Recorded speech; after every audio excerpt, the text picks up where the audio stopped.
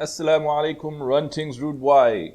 Nabil Aziz, becomingthealphamuslim.com and the Becoming the Alpha Muslim podcast. Welcome to another episode of the show.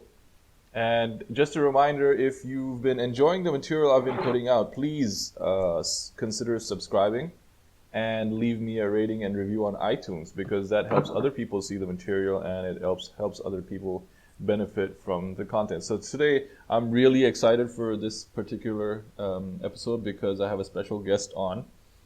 And the idea for this episode actually came to me while I was listening to the Mad Mamluks.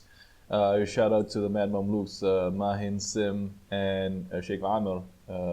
They had a psychologist on a few weeks ago, or a psychiatrist, and he is a relationship consultant. And the topic of the Muslim bedroom between married couples came up, and it was a great discussion. And the psychologist, I don't want to take anything away from him. He had some pretty good tips as a Muslim and as a psychologist. However, what I felt like was that he didn't really nail the issue, and I'll try to explain what I mean as we go through the discussion, because what happens is we sort of neglect the fact that the female, or the wife in this case, the female has her own sexuality and her own sexual arousal, and we think of the desire being something as solely male as opposed to male and female.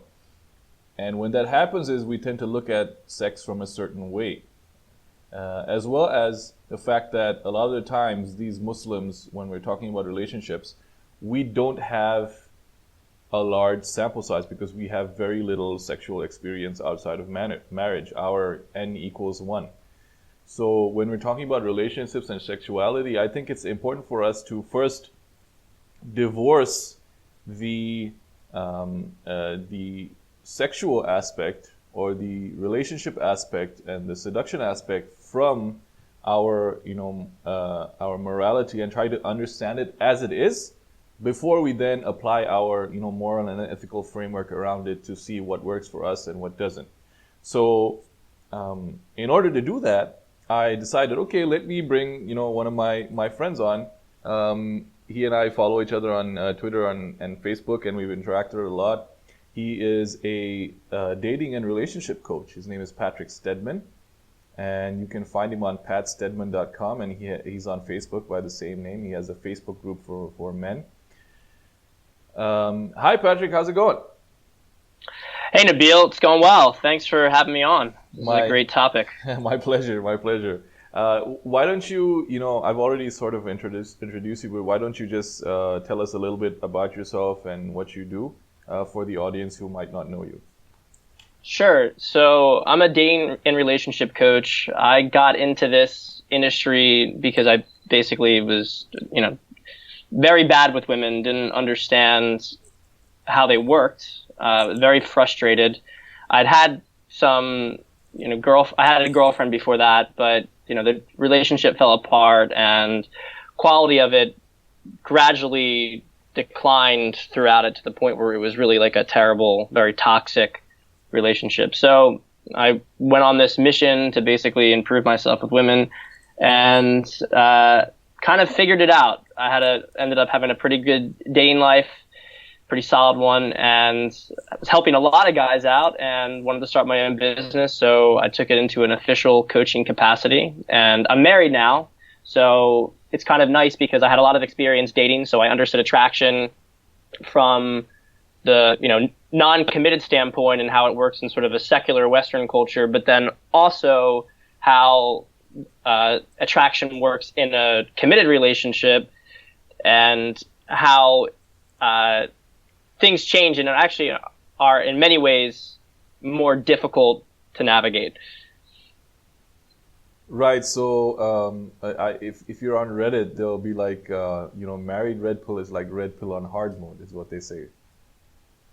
Yeah, for sure. Because the thing is when you're single and dating, and I know maybe a lot of the audience isn't dating, but you have always women are very fungible, right? So you don't necessarily have to have your mindset completely right, because if you mess something up, well, there's another girl you can try to date, or if you're, or it's just easier to maintain the frame in the interaction with the girl because the girl knows that you're not committed to her. In a marriage, which has a ton of value that is completely lost in, the sort of uncommitted dating world, it's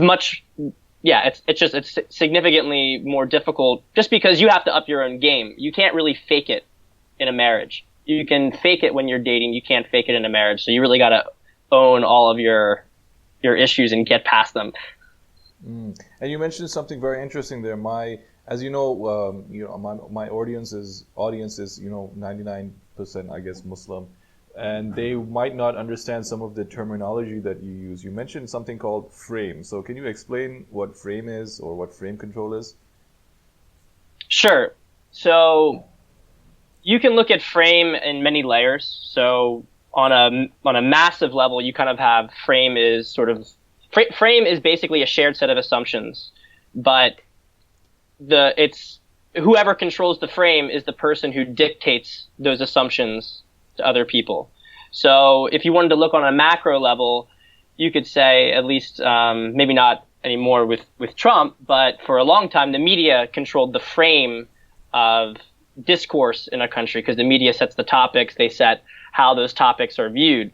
So the media would control the frame. Now that's on a macro level. On a micro level, on an individual level, frame is more or less, it's highly correlated to confidence, although there's a little bit more to it than that. But basically, if you're in an interaction with somebody else, who is the one who is people are looking up to in the interaction? Who's the leader? Who is the authority? And it's a very important concept in a relationship because women are submissive on a deep level. Now, cultural conditioning may have created some cognitive dissonance.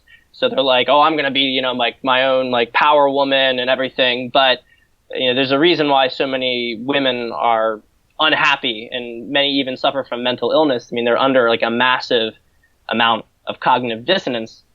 So when you're in a relationship, or even when you're dating, whatever, it's very important as a man you control the frame, because if you control the frame, that keeps the woman, one, interested in you, but it allows you to start to have the dynamics that you want. If you lose the frame, she is going to really rapidly lose attraction for you. Right. So I think that something, for example, in Islam, the frame is already sort of set. It's preset by the religion. So in Islam, for example, it's explicitly written that the man leads and the woman follows, right? So do you think that maybe that is an advantage, or I guess a disadvantage, or does it prevent the men from fully realizing their own frame control? I think it's definitely mostly an advantage, and the reason for it is, I have a concept I call the 3 pillars of attraction, and the first pillar is pre-selection. So pre-selection would be stuff like wealth, fame, status, physique, things that when a girl first sees you, that makes her automatically fall into your frame. Now you can lose the frame if you only have pre-selection and you don't have the other requisite traits. She can be like, oh, this guy's like a paper tiger, and fall out of attraction for it. But pre-selection makes a big difference. So in the context of a culture setting, pre-selection, like you're a guy, you have authority in this relationship. The woman is supposed to be submissive to the man. That adds a huge advantage because it basically like gives every guy a little pre-selection boost, because of the culture has set a positive frame. It used to be like that in the West, not so much anymore. Now, the one perhaps downside to that, and I still think that the benefits massively are better than the downside. But a lot of guys, because they have that pre-selection, they may start to not understand how to keep the frame because it's set for them. So they get into the relationship, they think, oh, the girl's supposed to follow me, but then they don't understand the interpersonal dynamics. So they might have, superficial control in the relationship, but mentally they don't have control because they haven't built that up. And because they think that they're supposed to have control, they almost have a little bit of cognitive dissonance themselves. So that's why I think you get a lot of guys who get, I don't like to call it masculine. I call it more like macho, but like aggressive, and almost like angry, because they don't actually have control in the situation and they think they're supposed to have control. Right. So, so I think that what happens is that I guess the most common thing is that the man will let himself go in the relationship and, start not taking care of himself. And I guess he'll lose attractiveness in the sight of the wife, or it'll get stale or something like that. But he still has that, written authority, even though it's not it doesn't manifest in his actual being. Yeah, I think actually a really good way to look at it is think about in a military unit. You have enlisted men are supposed to follow the officers, right? I mean, they have to. That's the rule. If you don't follow it, you're kicked out of the army. But if the officer is really shit, you're going to have bad morale. They're just not going to be, the enlisted men are not going to really, I mean, they might even kind of like be passive aggressive and make it very difficult for the leader, which will frustrate the leader. And if you've seen any war movie, I mean, they've shown, storylines of this. And, some places sometimes the leader gets fragged, right? They kill the leader. But the point is that they're not satisfied with the leader and they don't respect him, right? But they have to follow him. And I think that's a very similar thing that happens in, let's say, in Muslim culture, right? Because they have the leadership. In the West, they're just not even going to, have the leadership position. They're just going to get walked over. It's total chaos, right? Right.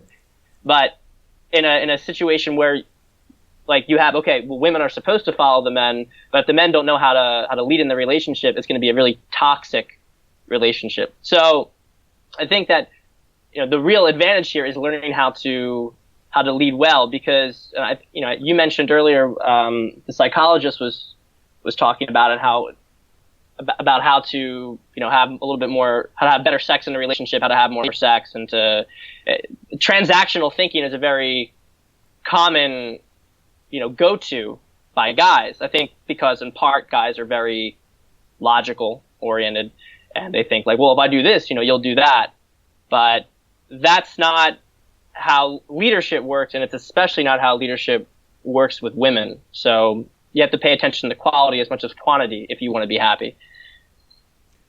Right, and then I think I've read this several places. It's like on the rational male ruler says something about you can't negotiate desire, and I've read it on Kid and Holiday's blog as well, where when you commodify sex, then it becomes sort of like an obligation, and it loses the meaning entirely. Mm-hmm.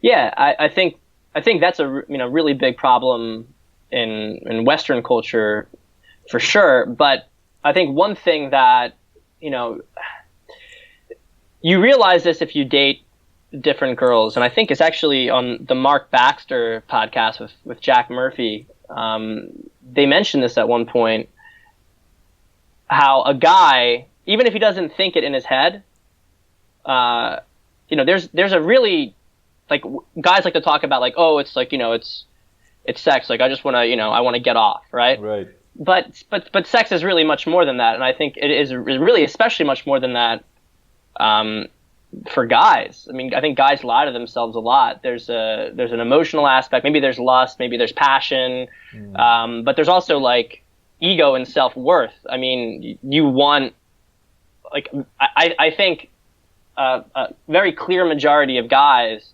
want there to be more than just, physical thrusting motion in the sex that they have. And the issue is there's two issues with transactional sex, but one of which is that it kills the emotional element of it.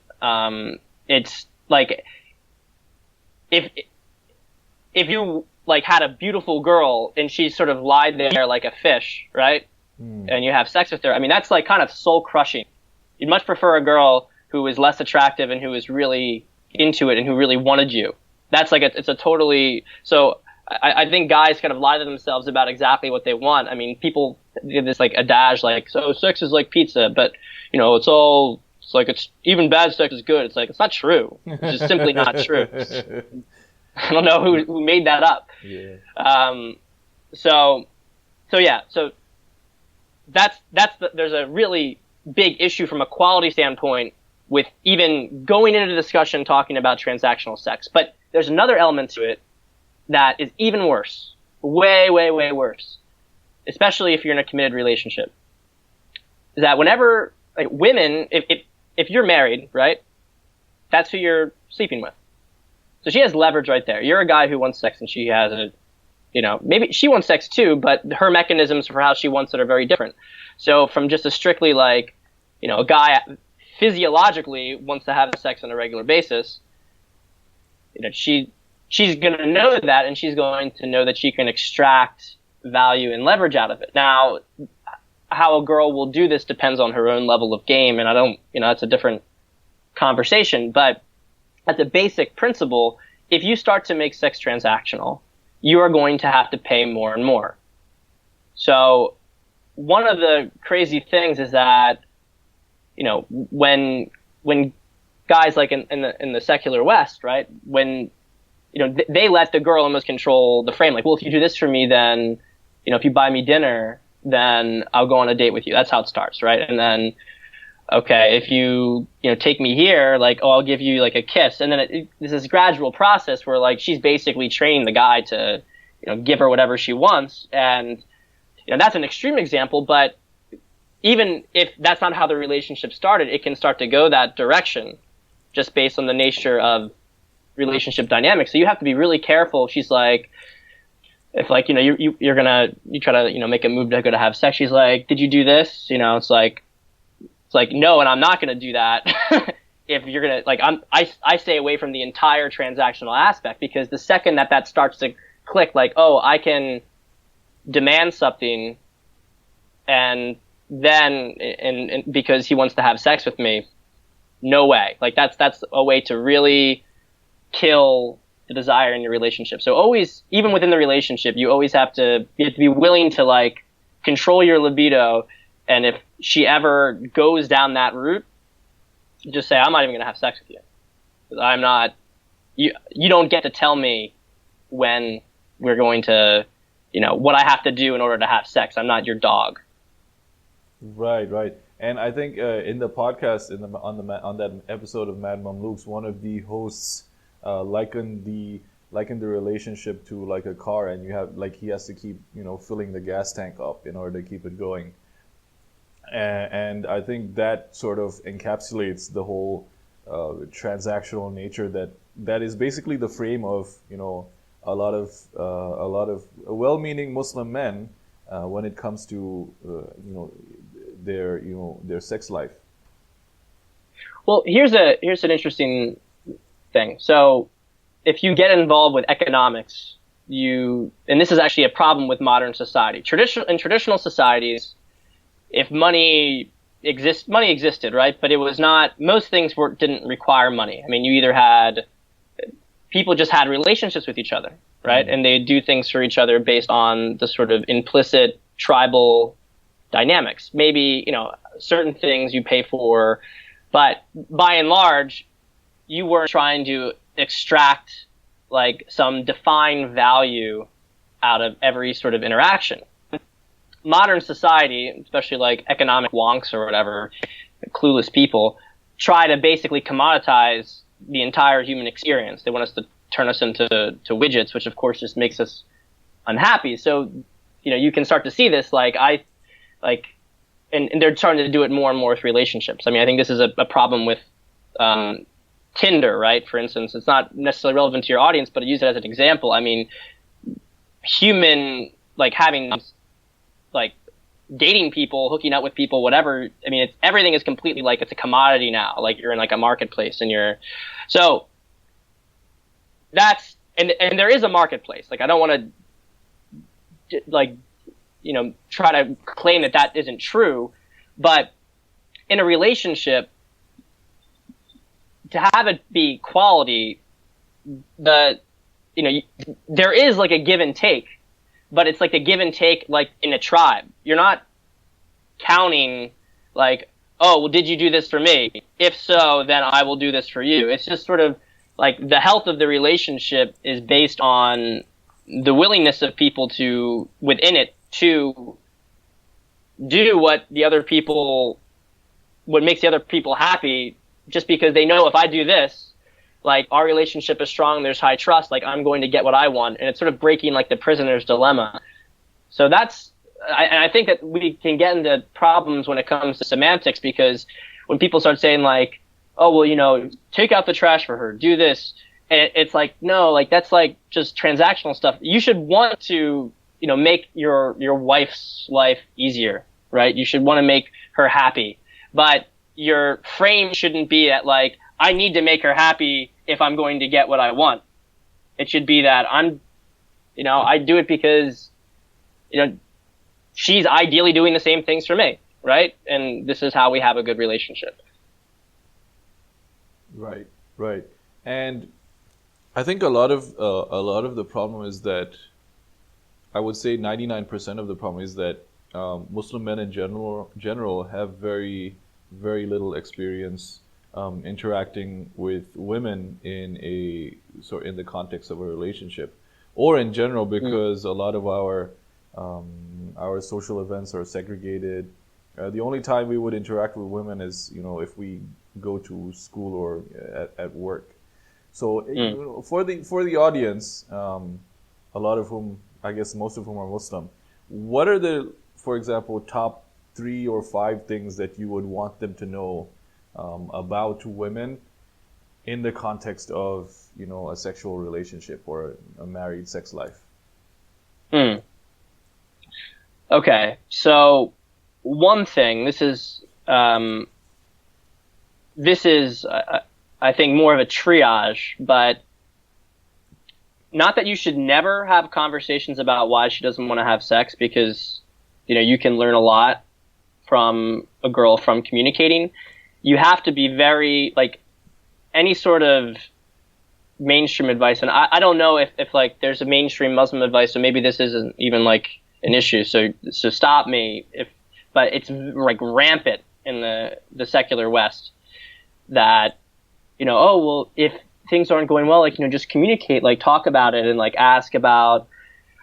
And the thing is, like, women, okay, one, when you're asking like, oh, why don't you do this for me? Why don't you want to have sex? Think about the frame again. Like, when you're asking like, why aren't you doing this for me? Why aren't you doing this for me?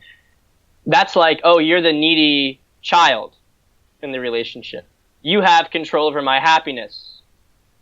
And so you just lose the frame when you ask those questions, the frame, and which creates a vicious cycle. Right? So she doesn't want to even do anything with you as you go through that process. The other part of it, though, is that a lot of times women don't even know what they want. I mean, they have their own sort of cultural conditioning, and so she's going to perhaps block off some of the.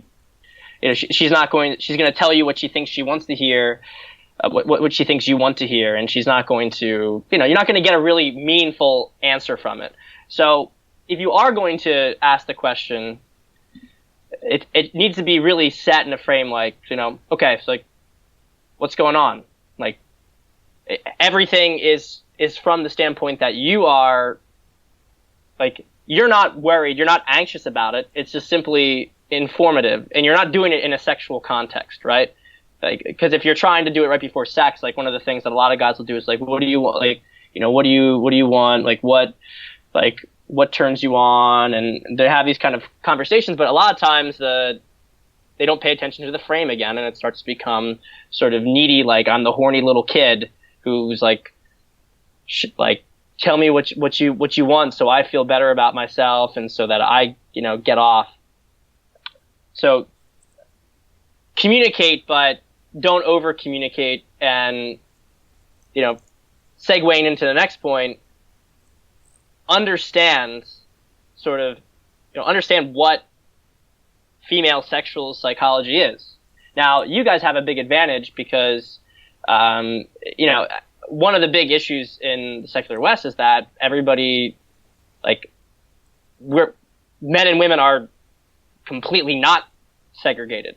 Now, I think that there's personally pros and cons from both sides, but it's clear in the secular West, it's like men aren't allowed to be men, women aren't allowed to be women. They all have to kind of be together and do the same thing, and there's not really much polarity. So for you guys, it might be a little bit better because you already have, you're hanging out with guys, you already have your masculine energy, and you bring that back into it with the women.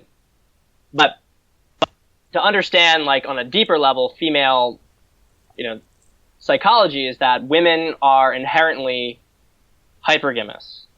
Now, what does that term mean? Hypergamous women are, they want constantly men who are higher status, especially higher status than them. Now, that might be a little bit easier from a structural standpoint in the Muslim community, but it's also relevant to other men. Now, the degree to which a woman is going to be hypergamous, part of that has to do with culture, part of that has to do with her own personality, but every woman is hypergamous. So you can't completely eliminate it. It may not be, for some women, it may be pretty much the be all end all. And that's, every guy she's attracted to is at this level. But for other women, it may be just this one of many other elements. So how does this come into play of relevance? You always have to be trying to increase your sexual value. And I think the big issue, and this is cross-cultural problem, is that once people get into a relationship, they get complacent. And they don't start taking care of themselves. They don't start to, continue to build their value. And they have an expectation that's like, oh, well, you're supposed to have sex with me and you're supposed to do this, so just do it, right? But that's the recipe for a very stale relationship. Now, in a proper cultural context, maybe you're going to get the veneer of it. Maybe she is going to cook and clean to you, and maybe every night she'll lie down and she'll, turn her head away and have sex with you. But ask yourself if that's something that's really, great. If that's something you actually enjoy. And I would say for most, if not all men, there's a lot of emptiness to that. So increase your sexual value, and as you have that higher sexual value, and from that the frame, show that you desire her, right? Because women love to be desired. The key is that when you show you desire her, you don't show you need her, and your value as a man is completely subcommunicated throughout the entire relationship. That she is very lucky to have you. You want her, and you want her now, but she's got a good thing, and you need to really internalize that belief, because that's the key to maintaining frame, and that's the key to maintaining her, craving for you. Right. So just to summarize, there's three main things. There's one is don't over communicate, and if you do communicate, do it from your frame, so maintain the frame. And two is that women are hypergamous by nature, in that they always seek out higher status men. And the third is that in order to be sexually successful as a man, you need to demonstrate or be a higher value male. Does that sound about right? Yeah, and I just want to throw in there, because if you're just a higher status man, but you don't, you're just like, oh, she's supposed to like me. Like, a lot of girls, they might be a little bit shy about it, or, including even your wife. If you act like you're just above it all and you're better, and I mean that like an explicit standpoint. I'm not talking about the mental framework that shows that you have authority. I mean that you're kind of like, well, whatever, you're just my wife. Like, that's not going to turn her on. Like, women need to feel desired. They just want to feel desired from a higher status man. So it's, don't over communicate, but if you do communicate from the right frame, and understand that women are hypergamous, so you have to increase your sexual value relative to her and relative to other men too, constantly be growing it. But then 3, from that higher sexual value, show desire for her and communicate like directly what you want. I mean, if you are a higher status man and you tell, and you tell this girl, like, your wife, this is like, I want this, like I want you now, and you just take her, like, I mean, she's gonna like melt, basically. That's exactly what she wants. She wants this alpha male to crave her and to go after her. But you never let that desire turn into need. And this is a tightrope, right? I mean, in a relationship, you have to show your higher value, but you also have to maintain trust. If you don't have trust, if she feels like she can't trust you, that you're just going to treat her like crap, she's going to shut down emotionally. So it's a tightrope of sort of dealing with emotions, and it's an art, really. You learn it over time. But if you follow those 3 rules, you're going to be really on the right trajectory. Okay, so we spoke about the man increasing his sexual value relative to the woman. What are some of the ways, or let's take like one way, what's the most, I guess, bang for their buck in order to start doing that? What's the first thing that they should do? Well, I mean, I think for many reasons, and it's actually, I'll even, if a guy comes up to me and he's, it's physique, right? I think really physique is such a huge force multiplier, and it's important across the board. So if I have a guy that, wants to work with me, but he's like really like obese, I'll turn him away. I'll say, look, man, you're going to be much better served by focusing your energy and your money on getting, you don't have to get like even at like, just, you have to get to at least a relative range of weight and physique, because it's amazing how if you keep your physique up, I mean, women are, people talk about men being visual creatures, and that is true, of course, and we are probably more visual than women, but I think that, while status and frame are huge things, when it comes to just simply what can you do to make yourself really, sexually appealing to a girl, it's to look good and keep yourself in good shape. And that's one thing. I mean, also because your health is everything. So if your health, if you don't have your health, like none of this other stuff matters. But yeah, that's if I had to pick one, that would be the one thing I'd pick. Right. So instead of hiring a dating and relationship coach, the fatty needs to hire a personal trainer. Yeah, and I say that as a dating and relationship coach. So he should hire Alex instead of you. That's right. I'm a terrible businessman. Yeah.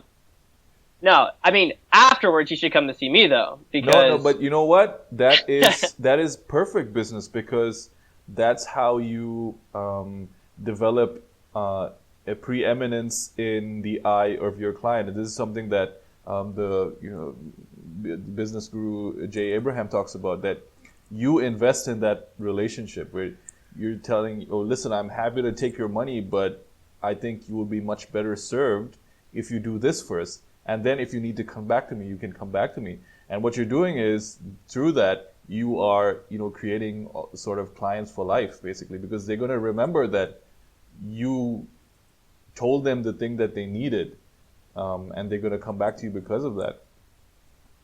Well, that's good. Well, I like that. I'm doing that. Cool. Okay, so the first thing that they should do is basically start lifting. Yeah. Yeah. Okay. And there is one other thing I want to add. This is a little bit, I wrote article, and I think on five rules to have great sex in a relationship, and we've definitely borrowed a lot from that article in this conversation. But there's There is one other thing in it that I didn't add in the article, but that I've come to realize is also really important. And incidentally, it's something that lifting helps you with. So totally stand by the fact that, lifting seems to be, the number one thing a guy needs to be doing, and everything seems to fall from that, which is getting yourself present. Now, especially if you're a thinking guy, if you have a little bit of anxiety, or if you are, a smart person who thinks a lot about stuff, you're probably in your head. And, when we talked about, desire, like showing you desire a girl. Well, one of the major ways, like prerequisites for that, is being present. Just being completely like in the moment with her. You don't have to be with her a lot, but when you are with her, to be fully there with her and to not be distracted. Because if you're distracted, think about this for a second. A man in the wild who is in his head, what's going to happen to him? He's walking through the jungle. Get eaten. Yeah, he's going to get killed, right? A guy who's in his head creates a lot of subconscious anxiety in a woman. So you're going to start to see a lot of frame tests from a girl if you're like, thinking and you're not there and you're not fully paying attention to what's going on, because she's just going to think subconsciously there's something like unreliable, and she's going to she's just not going to like it. Now, if you're completely present, that has the complete opposite impact. It makes her feel calm in your presence. And when you direct your attention towards her, it makes her feel desired, and it makes her feel important, right? And not important in the sense that she's higher than you, quite the opposite, in that she feels safe with you. So lifting is good because if you're a thinking guy, lifting gets you out of your head. I have to lift. If I don't lift, I can get way too spacey and start to think about ideas and stuff. So it grounds me, and I think it will ground a lot of other men. Meditation for some people also helps. So yeah, you got to just find a way and go after that. Like, check in with yourself and don't be living in this world of random circular thoughts. That's a good point. So for the guys listening, here's a cool mantra that I learned from Mike Cernovich. Whenever you feel yourself sort of drifting off, start to say to yourself, there's no place else I'd rather be, there's no one else I'd rather see. Or even the opposite way, there's no one else I'd rather see, there's no place else I'd rather be. If you keep repeating that to yourself, you'll start to feel yourself come back into the moment, and that helps a lot with your presence and your charisma in general. That's great. Yeah, that's a great simple one too. Yeah. So just to repeat for the listeners, there's no place else I'd rather be. There's no one else I'd rather see. And you can just repeat that to yourself. You don't have to say it out loud. Obviously, you sound like a crazy person. But if you repeat that to yourself, you'll find yourself becoming more and more present immediately. Let's talk about confidence. You have this hilarious article on your website about what all men can learn from DJ Khaled about attracting women. Yeah. So, man, I guess I somehow saw. I don't even remember how I stumbled across it. I had no idea. I used to follow DJ Khaled a little bit, and then, because I thought he was a funny guy, and then got away. And I came back, and I think I saw his music video, How to Talk to Women. And I was like, I think that is what I was doing. I was looking at SEO for that article. And then I saw like DJ Khaled had a music video called How to Talk to Women. Anyway, I don't know how to put it, because I'm going to be saying some nasty things about DJ Khaled, but I actually really respect him a lot. So I don't want this to be misconstrued. But DJ Khaled is, like, without question, a very stupid person. It's just clear from looking at how he interacts with everybody, the things he says, the things he does. He's not very bright. He's not very bright. But the one thing DJ Khaled has that probably 99% of people smarter than him don't have is a complete sense of deservedness. Now, obviously he has confidence, but I want to talk about deservedness because I think that really most of the issues guys have with confidence comes down to what they think that they deserve. DJ Khaled has like maybe sub, 80 IQ or something like that. I mean, really but he thinks that he deserves everything, right? He's the best. He repeats it over and over again, which is a separate thing. That's good marketing. So he's actually a very good marketer, whether he understood what he was doing or not. Right. But he, like, you look at all the collaboration stuff that he has, right? He doesn't really do anything. He just simply, I think, had the balls to, develop relationships somehow or another with all these different people. It's like, we're gonna do a music video together, and he's just constantly hyping it up, right? And like, it's gonna be like DJ Khaled, like we the best crew, and he brings in all these people, and they're kind of like, all right, whatever, but why not? These are other important people. You've got them in, I'll come in too, and he creates this vortex, like exactly, like Donald Trump's vortex. Exactly. The only difference is that I think Trump very much understands what he's doing. I don't know how DJ Khaled gets it. But anyway, the point is that DJ Khaled really feels like he deserves it. He feels like he deserves to be a multimillionaire. He deserves to be famous. He deserves to have beautiful women around him. He never. It's just complete lack of self-doubt, and that is something that's really important for men. So I think when one of the thing that I focus on with guys the most, because there's some guys out there who are, I was pretty good at dating, right? But there's some guys out there who just, they're out trying to meet girls nonstop. And this isn't really relevant to your audience, but the point is that, they're really technique oriented. They know how to do this, like right move at the right time. For me, and I think it's more relevant, for your audience as well, it's about the mindset. It's about what's going on underneath the hood in your head. And one of the things that I see all the time with guys is that they're under some degree of, they have parts of their psyche fighting against each other. So maybe one of them says, like, if they get into self-improvement, they're like, I want to have like a great wife. I want to have a beautiful, great wife who treats me well, right? But then part of them is saying, like, you don't deserve a great wife. You don't deserve to have that. And so what ends up happening is that they end up looking for more information or more validation, something to move them forward, but their conscious mind is fighting against their subconscious because their subconscious doesn't think that they deserve it.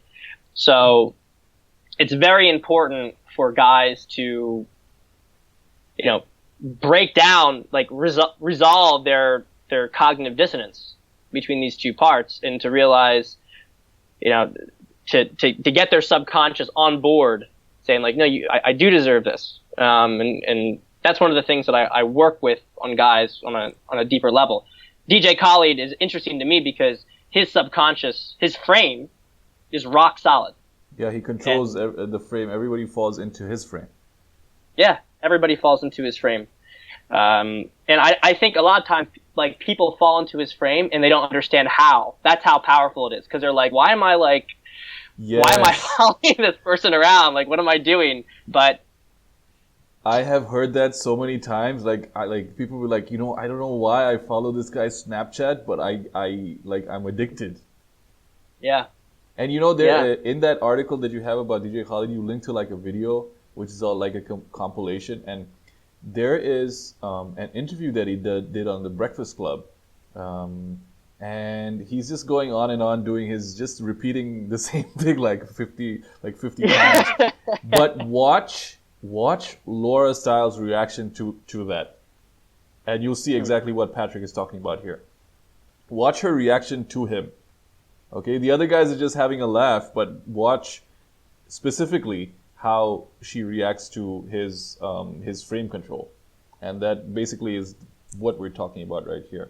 Do you have any? You've been in the pickup scene. Do you have any like special moves that that my audience can try? Like, what's your favorite move? Okay, this is the killer move. This is the so I'll give a little bit of like brief context, one of the big mistakes guys make with women is being afraid of silence. So you're talking to a girl, and I think it's been really, indoctrinated in culture that, and actually this is an interesting thing because it again relates to the frame that, the guy needs to win over the girl, right? He needs to woo her and bring her into the picture so that she decides to take him in. Even if that's not the explicit way, that's how it's presented because, the guy leads the courtship process. Now, I think that some of this is true or should be true in the sense that the guy needs to start the interaction with the girl. But the problem is that guys don't know when to shut up. They're afraid, especially if they're charming, if they really know how to get the conversation going and make her laugh, they kind of get a little bit addicted to the validation. So they keep, pushing it. And what happens is that, what starts changing then? The frame starts to change.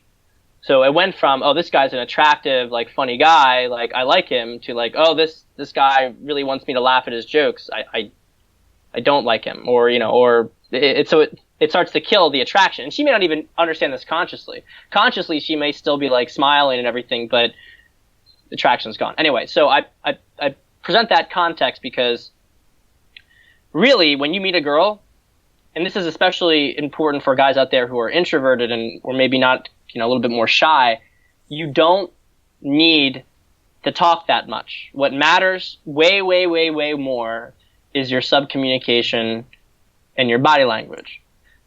So start off the interaction, right? Okay, you guys are chatting for 5 minutes, but flip the frame in your mind. You are now screening the girl. You're now determining if this girl is going to add value to your life and live up to your standards. And one of the best ways to do that is to, you pull back from the conversation. And this is the move. So you're giving her strong eye contact, right? Eye contact is very important. It's a dominance play. But you give her a little bit of a smirk. A smirk is a mischievous look. It's, adds a little bit of mystery to you. She doesn't know what you're thinking. She thinks you're kind of scheming, what is he thinking about? What does he think about me? So you're giving her the strong eye contact and you're giving her a smirk and just and you just sort of sit there and you allow there to be pauses in how you're talking. Just allow the tension to slowly build and then say, so. And then you hold the space right there. You hold it there. And this is the moment where girls start to get the tingles. Because you are sitting there in this space. You're looking at her with intense eye contact and you're smirking and all the pressure's on her. But That's it's awesome. not it's super powerful, super powerful move.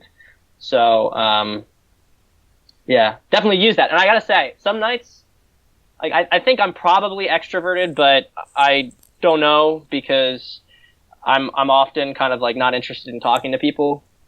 And sometimes when I go out, I really was not interested in talking to girls at all. But I was like, all right, I gotta go talk to them.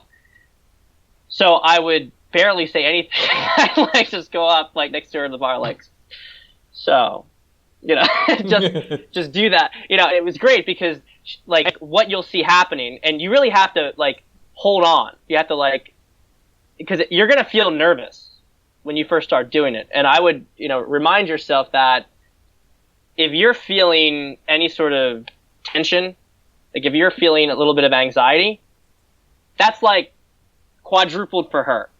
So I started to get love that, because if I was feeling a little bit of if I was feeling the tension with her, she was really feeling it. And it's a great way. It's a great way to lock in a girl. And if you're already married, it still works. I mean, she might get used to it a little bit, but it still works. So, it's just like a playful reminder that you're a benevolent guy. You care, you want her, but you're in control. Right, and then what's going on in her head is that she's sort of developing this entire like crazy narrative. They call it the hamster wheel, right? So she'll like exactly. So like she's developing this narrative in her head, and then obviously there's some sexual tension there, and then it goes there automatically without you having to say anything. Yep. Super. And that's actually one of the things that, God, a lot of guys talk about like, oh, here's how you take the conversation sexual. And look, I think that there are some guys who are very good at this, and when you have all the sub-communication down, you can totally go to this direction, and it would speed things up. I mean, I don't think this is really applicable to your audience, but I want to mention like it in a broader context, because a lot of people out there are peddling, like you got to start being like talking sexual with a girl. It's really not necessary. If you really like are at an advanced level, then you could do that. But this does everything you need. This creates it on a subconscious level, so you can maintain a level of propriety, which is, I think, very important. But it creates like sexual tension and attraction, and it really makes her, like you said, like her mind is just spinning. Like, what is he thinking about me? What is he, does he like me? Like, what am I supposed to say next? And the more she thinks like that, the more she just falls into your frame. And then it's like you're playing the game on easy. Right. That's epic. That's a great tip. I'm gonna add one of my own. I'm a rookie, obviously, but I don't have the advanced training that you have. But for the guys, when you're going in for a hug or a kiss, pull her towards you rather than you moving towards her. So the way you can do that is you just wrap one arm around the small of her back and then pull her towards you. I guess it's a body language thing. It's a dominance play, and it makes her feel your strength, as it were. Yes, for sure. Yeah, you always have to pay attention to body language. If you were to try to just go in hard for the hug directly, I mean, it subcommunicates the complete wrong thing. It might freak her out a little bit because it might seem like too aggressive, or it might just seem very needy depending on how everything else is going. So yeah, your movement right there, Nabil, is gold. Awesome. Where can people find you online? Yeah, so you can find me on Twitter at Pat underscore Stedman. You can find me at my site, patstedman.com. I've got a lot of articles up on there. I have a Facebook group called the Dynamic Men. It's men only, so it's really a great space, a safe space, quote unquote, for men to talk about what's. I actually had some like random middle-aged woman try to join the group like the other day. I'm like, what are you trying to do? But yeah, it's a great community where guys can sort of share their experiences, their wisdom, their troubles, etc. And so yeah, jump in there. And I offer coaching services. I have a book coming out on texting within the next few weeks. I mean, I just got to get some information from the government to be able to publish it. So yeah, patstedman.com, though. That's the main place to find me. Right, and that's PATSTEDMAN. So it's not STED as in STEAD. So PATSTEDMAN.com, and his Twitter is at PAT_STEDMAN. And I'll put links to his Twitter and his website and the Facebook group in the show notes. Pat, I want to thank you for giving me some of your time. I really appreciate it, and I think this is probably one of the best episodes, or the most, I guess, actionable and informative episodes that we've done on my podcast. Nabil, it's a real pleasure. Thanks for having me on. Superb. Stay on the line, Pat. I'll just have a quick word with you after we're done. So guys, Jazakumullah khair for listening. You can start working on improving your sexual value immediately, all it takes is a trip to the gym. And if you want to, buy workout programs or hire a coach, I would recommend hiring my buddy Alexander Juan Antonio Cortez. I'll put a link to his website in the show notes as well. And then if you want relationship coaching, then you can go to Pat after you lose your beer gut, or your biryani gut, as it were. So thanks for listening. Remember to subscribe to the show and leave me a rating and review on iTunes, because that's how more people can find the show and benefit. Jazakumullah khair. Wassalamu alaikum wa rahmatullahi wa barakatuh.